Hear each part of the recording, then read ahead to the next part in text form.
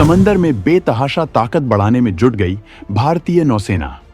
America से 442 करोड़ की विशाल anti submarine deal के बाद अब बेहद भयंकर परमाणु पनडुब्बी बनाने के लिए कसी कमर। फ्रांस की कंपनी ने घातक तकनीक ट्रांसफर का दिया बड़ा ऑफर। भारत अपनी समुद्री सुरक्षा के लिए बेहद मजबूती से काम कर रहा है, क्योंकि चीन की लगातार समंदर में बढ़ रही ताकत भारत के लिए खतरा हो सकती है, जबकि वो अक्सर भारत के समुद्री क्षेत्र में घुसपैठ करने की हिमाकत करता रहता है। इसी के जवाब में भारत अब ऐसे तगड़े मिशन पर काम कर रहा है जिसके बाद भारत की समुद्री सीमाएं अभेद्य हो जाएंगी। भारत इसके लिए स्वदेशी तकनीक से लैस परमाणु पनडुब्बी तैयार करने में जुट गया है। इस प्रोजेक्ट के तहत तैयार होने वाली सबमरीन्स अत्याधुनिक पंप जेट प्रोपल्शन सिस्टम से लैस होंगी, जिसके बाद इन पनडुब्बियों का पता लगा पाना बेहद मुश्किल हो जाएगा और परमाणु हमला करने में सक्षम ये पनडुब्बियां दुश्मन के खेमे में तबाही मचा देंगी। भारत इन हथियारों को स्वदेशी तकनीक से तैयार करना चाहता है, लेकिन प्रोजेक्ट में हो रही देरी को कम करने के लिए विदेशी कंपनी से करार किया जा सकता है। फ्रांस की कंपनी ने भारत की कवायद को देखते हुए तकनीक ट्रांसफर का ऑफर दे डाला है। जल्द ही सरकार इस प्रोजेक्ट को शुरू कर सकती है।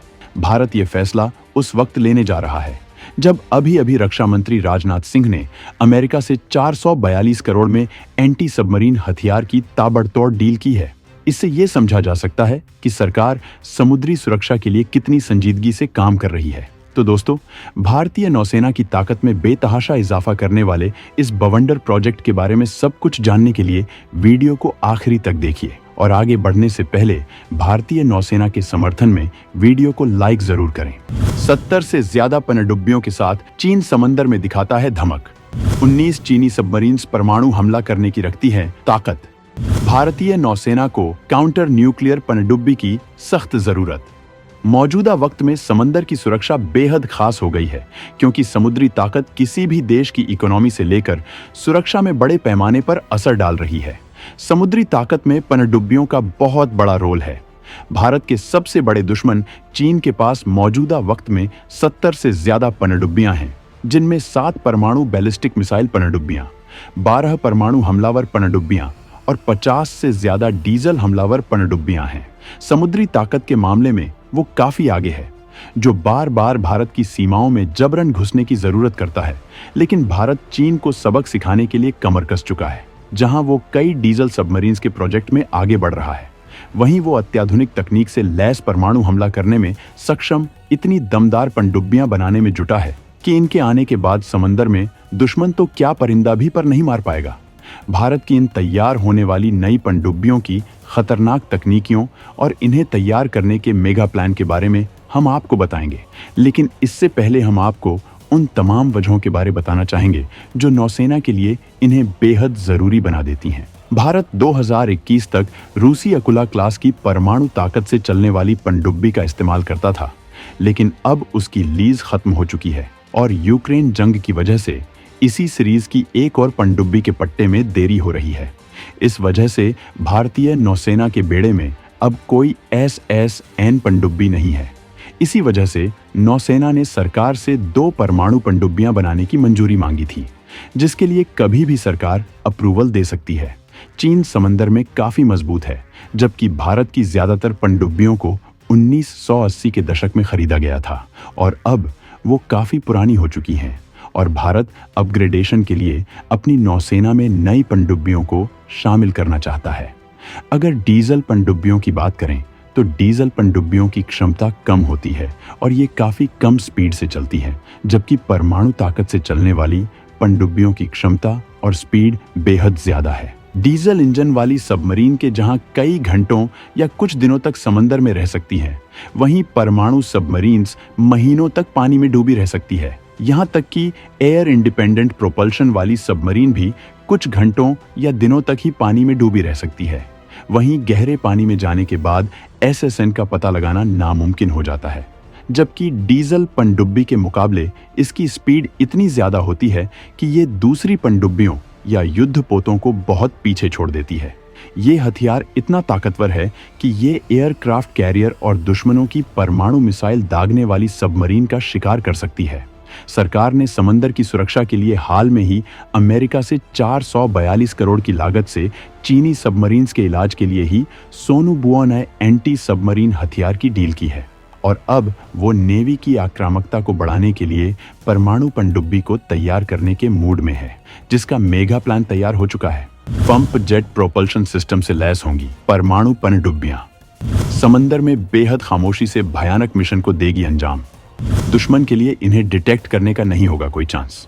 भारत जिन खतरनाक पनडुब्बियों को बनाने के मिशन में जुटा है, उन्हें सबमरीन्स की अत्याधुनिक तकनीक पंप जेट प्रोपल्शन सिस्टम से लैस किया जाएगा। इस सिस्टम में ऐसी दमदार तकनीक का इस्तेमाल किया जाता है कि ये पनडुब्बी अपने मिशन या गश्ती के वक्त बेहद खामोशी से आगे बढ़ती है, मतलब किसी तरह की कोई आवाज नहीं करती है। इस तकनीक के लिए ईंधन से लेकर इसके इंजन को खास मटेरियल से तैयार किया जाता है, जबकि इसकी स्पेशल डिजाइनिंग की जाती है। समंदर में पनडुब्बी को डिटेक्ट करने के लिए उसकी आवाज सबसे बड़ा वीक पॉइंट होता है और इस तकनीक के जरिए इसे खत्म किया जा सकता है।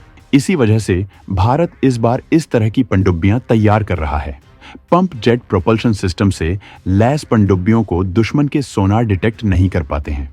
वहीं परमाणु पनडुब्बियां डीजल नहीं बल्कि यूरेनियम से चलती हैं, जिसके लिए बेहद स्मॉल न्यूक्लियर रिएक्टर लगाए जाते हैं, जो बेहद मुश्किल काम होता है।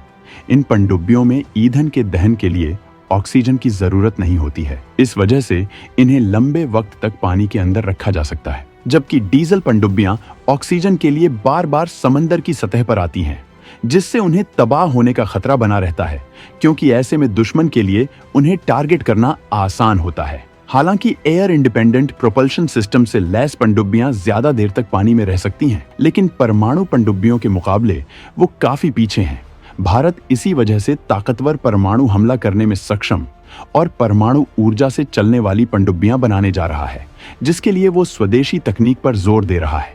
लेकिन स्वदेशी लेवल पर इन्हें बनाने में, तकनीक को विकसित करने में काफी वक्त लग जाएगा, जबकि नौसेना को इसकी जल्द से जल्द जरूरत है। इसी वजह से इसके लिए किसी विदेशी कंपनी के साथ करार भी किया जा सकता है, जिसमें तकनीक ट्रांसफर शामिल होगा।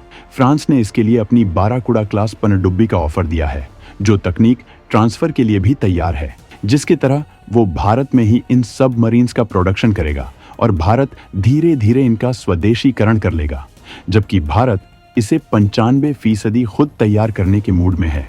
इसमें भी तकनीकी सहयोग के लिए फ्रांस के साथ करार हो सकता है, लेकिन सरकार ने अभी तक इन दो ऑप्शन में से किसी का सिलेक्शन नहीं किया है। वहीं वो पूरी ताकत के साथ पंप जेट प्रोपल्शन सिस्टम को हासिल करने के लिए तमाम ताकतवर स्वदेशी कंपनियों के दमदार इंजीनियर्स और साइंटिस्ट के साथ जुटा हुआ है, जिससे भारत की समुद्री सीमाएं अभेद्य हो सके और डिफेंस में भारत की आत्मनिर्भरता मजबूत हो सके। अगर हम फ्रांस की बाराकुड़ा क्लास पनडुब्बियों की बात करें, तो ये परमाणु पनडुब्बियां समुद्र में 350 मीटर से ज्यादा गहराई तक जाने में सक्षम हैं। इतना ही नहीं, ये पनडुब्बियां अलग अलग तरह की मिसाइल और टारपीडो से हमला भी कर सकती हैं। ये पनडुब्बी 328 फुट लंबी है और इसका वजन 5300 टन है। इस पनडुब्बी में 65 नौसैनिक सवार हो सकते हैं और यह पानी से बाहर आए बिना 70 दिनों तक लगातार दुनिया भर में गश्त लगा सकती है। तो अगर भारतीय नौसेना में ये शामिल होती है, तो समंदर में भारत की ताकत में बेतहाशा इजाफा हो जाएगा। तो दोस्तों, समुद्री ताकत को बढ़ाने के भारत के प्लान और परमाणु पनडुब्बियों के प्रोजेक्ट पर आपके क्या सुझाव हैं, हमें बताना न भूलें।